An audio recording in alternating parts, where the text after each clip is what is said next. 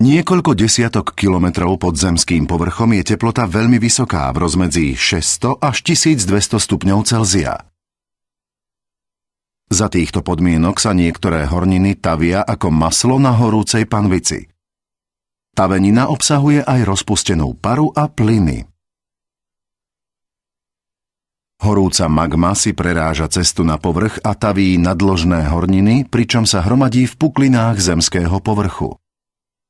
Takto vznikajú zásobníky rozstavenej magmy, ktoré sa volajú magmatické krby.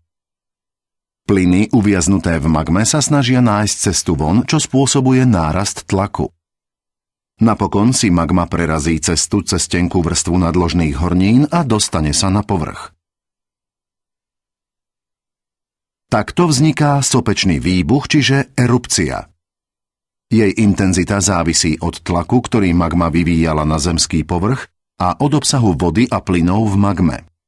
Otvor, cez ktorý sa magma vylieva zo sopky, sa nazýva kráter.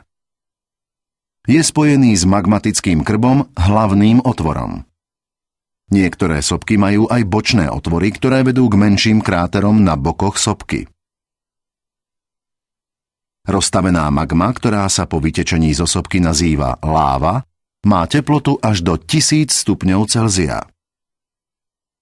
Tá tečie dole svahmi sopky počiatočnou rýchlosťou asi 150 metrov za sekundu. Ako postupne chladne, tak spomaľuje, až napokon stuhne na pevnú horninu. Po viacnásobných erupciách stuhnutá hmota, ktorá pochádza hlboko z podzemia, vytvorí horu s typickým kužeľovitým tvarom.